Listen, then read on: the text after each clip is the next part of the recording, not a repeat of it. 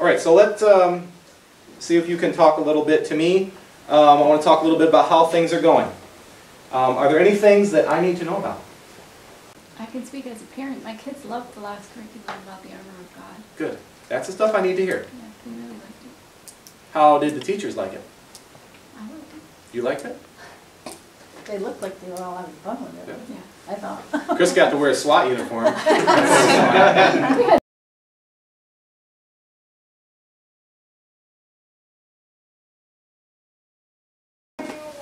I don't know if I need to say this to everybody, but is it okay with the curriculum that we're getting ready for 3-5?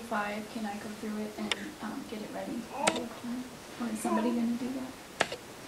When you say get it ready, what do you mean? I felt like the last curriculum, it would have been helpful if we went through it and, because it was too big, narrowed it down and made it easier, because a lot of the teachers are not used to doing it on their own. Not that we need to baby them, but I think it's intimidating to some of them, not all of them. Okay. So I was wondering with this one, if we could go through and do that. That's what we used to do at the school. Okay. Just make Is it that easier. something you're volunteering to do? If nobody else is, I would love to. Okay. Yeah, I don't mind you going through and looking at that at all and helping them out. I want to remind the teachers that if they need help putting together, please talk to me ahead of time. I also want to take a moment to mention that on the preschool side, every quarter, Becca has been going through and kind of crossing out sections that you're not going to do and making a list of all the materials that are needed and getting that list to Barb. She can't do that for 2 other classes at the same time. So teachers, we're trying to get the curriculum out to you 3 and 4 weeks in advance. You should be able to at least glance through it, see what materials you need, and kind of get a ballpark on the time frame, and then contact Barb at least a week ahead and tell her what supplies you need. Would it be helpful if I did K2 and 3-5? It would be helpful, but I don't. Here's my concern. I don't want to be enabling either. Yeah, I don't see any reason why the teachers couldn't do it. Okay, but if we have to make it very, very clear that they know they need to do it, because Yeah. they never have, so it's not something Right. that they're used to. Yeah, that's what I've been trying to talk to teachers on an individual basis. The reminder email I send out says that, look over your curriculum, make sure you tell Barb. I mean, if people aren't utilizing that, then, but I remind people every time, I remind them. The intent is not for you to look through the curriculum on Sunday morning before you walk in here, or when you get here, or even Saturday night. We try to get it to you weeks in advance so that you can go through it, look what needs to be there, pray about it, you know, a little bit at a time. I'm not expecting you to put 15 hours into a Sunday morning children's church. Probably 2, 4, maybe 5 total over a month. You know, including praying for the kids and praying for the lesson and studying some Bible on it. Get it in your heart, that kind of thing. Emails, communicating about the materials you need, stuff like that. And maybe even giving it a run through. It just helps it to go more smooth if you actually do a practice lesson. And that's what we want to do. We want to give the kids the best we can. Because a lot of times there's like handouts or projects, and sometimes teachers come in and make their own, and sometimes there's already copies there.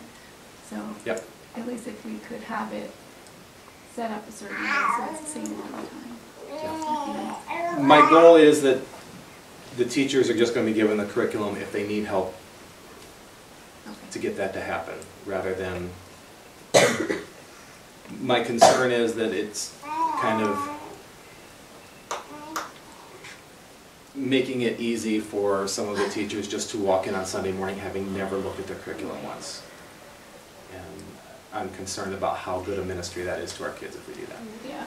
There are a few Sundays that I won't be here, and there's one particular one I'll be gone a week ahead of, you know, I'll be gone for a week. So I really need it Yep. in advance.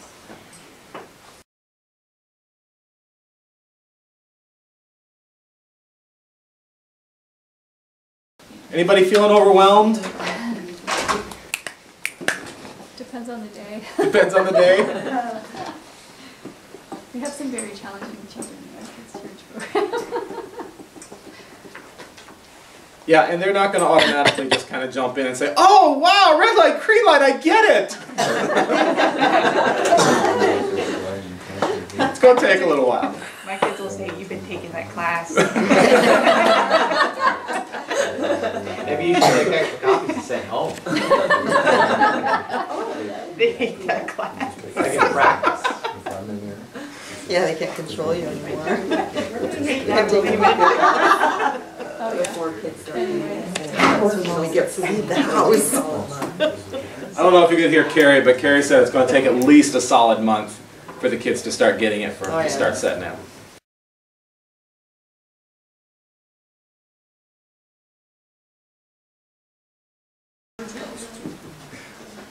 I have a question. Please, go ahead. Are the helpers, teachers, assistants, whatever, are they being utilized? Really utilized in the classroom, or are they just kind of there? Because when I've wandered around, sometimes I see them actually taking parts of the lesson and teaching and stuff, and sometimes they're just kind of leaning against the wall. So I wasn't sure how all that's working, because that could really help offset some of the load if they were being utilized. When I first came in December, I was trying to be in every class a little bit every week. And what I tended to see was that the teacher was basically doing the whole teaching of the class, and whatever helpers they had were basically just kind of standing there, and sometimes some of the helpers would help with classroom discipline. Okay? But it didn't always happen.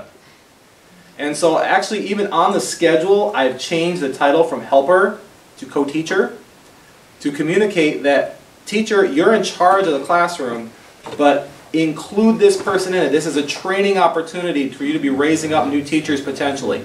Okay? Include them in some part of it. When we had three K through 5 together, I was trying to encourage the teachers at some point during the classroom, break up the class, K2 in one group, 3-5 in the other, do some sort of project or small group discussion or praying together, something like that, on those age groups, and use your co-teacher to lead that. Just look for ways in the lesson plan to include your helpers, your assistants, in there in meaningful ways. And if they're not helping with discipline, and you work with that same person every month, talk to them. Tell them what you want them to do. If you want them to help in the class, don't walk in Sunday morning and say, oh yeah, by the way, you're teaching this. You know, you've had 4 weeks to have the lesson. Give them 2 or 3. Say, hey, I would like you to do this piece. That'd be okay. And be creative. Keep it interesting and find ways to include them, all right? So what Carrie's question is, are the helpers co-teachers / co-teachers being utilized more or not? What are you guys seeing? You were, as a helper, you were? I was helping the helper do parts, Okay. and breaking them into groups, and Good. I thought it was very helpful. Good. Do the helpers get the same packet as the teacher? They usually get the emails with the curriculum on the email. Because this new curriculum is photocopy, we can do it, we just will have to double up on photocopies and folders and make sure we don't miss it. I don't do that for the preschoolers, they don't get, the co-teachers don't get it. But it's usually easy. It's But the like, teacher here, read the could puppets copy. kit. Yes, the teacher definitely can. Could That's- make their own for the yeah. helper. Yeah, and that's kind of one of those things, I'm you know, raising the bar just a little bit, that you want to be in, you're going to have to communicate with your co-teacher as far as what you want them to do. You know, make a copy of it or ask somebody to make a photocopy of it and get it to them and say, you know, I'd like you to do this section, or this is what we're doing. So they can be planning and preparing. It's just going to make it better for the kids. Can you make that like a set part of it, like a certain part every week is the helper's job, and you just photocopy it and give it to the helper? Like the puppets or whatever? Possibly. This is pretty consistent every time with the preschool.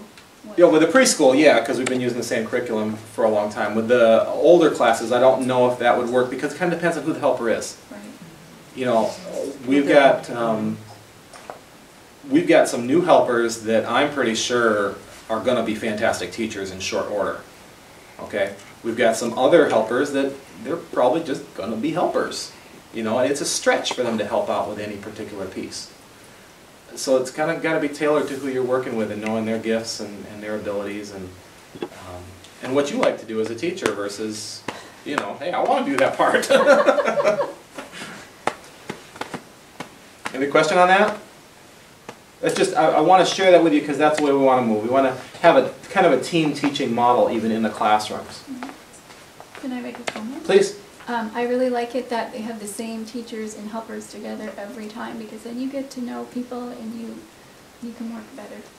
I like that. So I hope that someday we can get to that place where we have consistent teachers, helpers. Yeah, I think Becca's trying to do that as much as we can. Preschool is pretty much set, it's like K2, 3, 5, it's Yeah. still not quite enough people to be able to really make good teams yet. 3-5, we're making some progress because I think we've generally got 3 weeks out of the 4 of the month where we've got a teacher that's willing to take both services. So much then, easier to do it that way. yeah, because you're preparing anyway, it's just doing it twice now. And it saves somebody else preparing the exact same thing. Right. And So, you're better the second time. yeah. So now just moving that over into K2 and getting that to happen. Good.